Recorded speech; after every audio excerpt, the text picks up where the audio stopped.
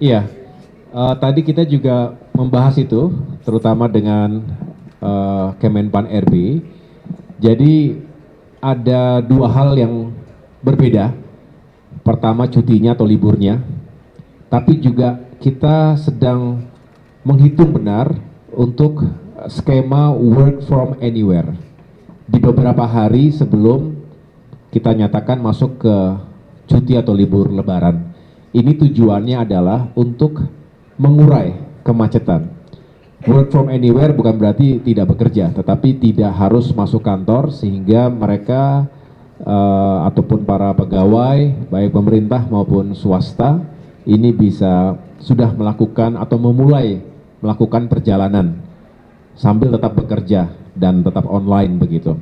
Nah ini perlu waktu, kami perlu duduk bersama lagi, tidak hanya Kementerian Perhubungan yang sudah membuat simulasi-simulasi tadi, kalau work from anywhere dimulai tanggal berapa, Hamin berapa begitu ya. Tapi juga nanti tentu dengan Kemenpan RB, dengan Kementerian Tenaga Kerja, kemudian terkait dengan libur sekolah, tentu kita akan duduk bersama dengan Kementerian Dikdasmen ya, Dikdasmen, dan sekali lagi pada akhirnya nanti biasanya ada SKB 3 menteri antara Kemenpan RB, Kementerian Agama, dan Kementerian Tenaga Kerja untuk mengatur cuti dan liburnya. Tapi belum bisa diputuskan sekarang, belum bisa diumumkan sekarang karena masih perlu sekali lagi kita hitung dengan cermat, pada saatnya akan kita umumkan. Saya Dias dari Tribunnews, Pak. Izin mau tanya, apakah bisa dipastikan untuk Lebaran ini tiket pesawat itu bisa turun lagi seperti Natal kemarin? Terus kan Bapak juga pernah bilang katanya mau menurunkan tiket moda transportasi lain kayak bus dan kapal feri dan lain-lain. Nah, itu mungkin sudah ada pembahasan Pak dengan stakeholder lainnya bagaimana? Iya, ini harapan kita semua ya, ini harapan kita semua, semangatnya masih di sana, semangatnya masih di sana. Kita berusaha agar berbagai moda transportasi ini juga ada pengurangan atau ada diskon ya, yang bisa dirasakan oleh masyarakat kita. Tapi sekali lagi belum bisa kami umumkan sekarang, masih terus kita hitung karena ya ada berbagai elemen lain yang nanti harus kami secara cermat hitung kembali terkait dengan tiketnya. Tetapi semangat kami tadi semua dalam ruangan itu sama. Kami ingin seperti Nataru kemarin, bagaimana bisa mengurangi biaya perjalanan, apalagi kalau itu keluarga besar, sangat lumayan kan, dikali 4, dikali 5, mungkin dikali 6 begitu. Jadi rasa-rasanya ini bukti bahwa pemerintah juga terus memikirkan bagaimana mengurangi beban atau biaya transportasi, terutama di masa Lebaran. Cukup? Ya. Pak, boleh sekali. Soal ini Pak, yang tadi malam kan ada kecelakaan itu Pak.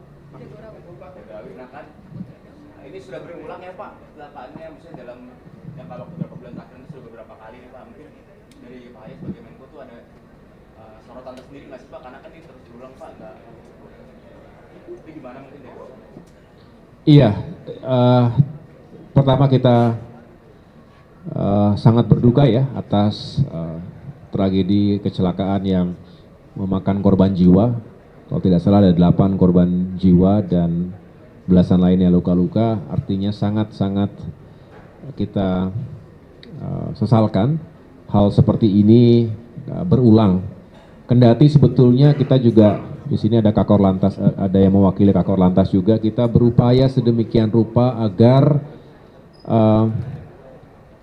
menghindarkan masyarakat dari kecelakaan, apalagi yang fatal. Kita tahu aturan sudah jelas ya, kita harus sama-sama menaatinya, ada law enforcement yang dilakukan juga, sehingga tidak ada satupun pengguna jalan yang menjadi korban.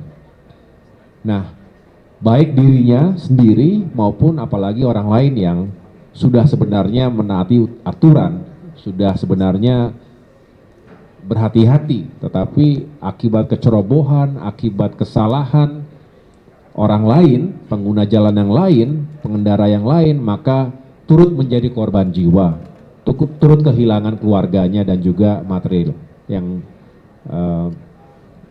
kita tahu itu tidak mudah bagi masyarakat. Oleh karenanya nanti Pak Menhub juga sudah menegaskan berkali-kali terkait dengan ini, nanti akan kembali diundang semua stakeholders.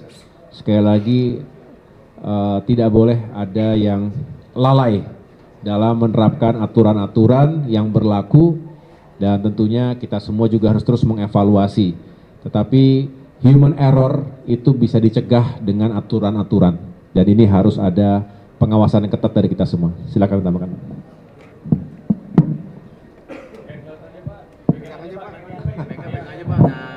Oke, terima kasih. Jadi untuk yang kecelakaan yang terjadi tadi malam, kami menyampaikan turut berduka cita dan menyesalkan hal tersebut terjadi berulang. Kami dari Kementerian Perhubungan sangat berharap bahwa hal-hal seperti ini bisa dicegah, dan kami juga tidak bosan-bosannya akan menyampaikan kepada seluruh stakeholder untuk memperhatikan betul faktor keselamatan dari para pengguna jalan, tidak hanya pengguna jalan kendaraan besar tapi juga kendaraan yang lain.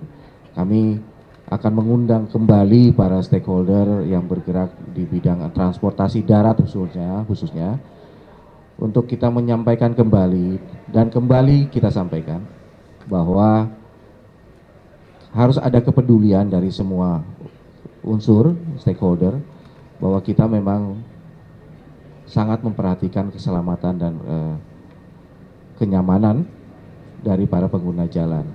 Jadi kami tidak akan bosan-bosannya, aturan sudah ada, tapi kami ingin menghimbau kembali kepada para pengguna jalan, para stakeholder khususnya, supaya bisa mematuhi dan memperhatikan aspek-aspek keselamatan yang khususnya para pengendara, juga kepada para pengguna kendaraan lainnya.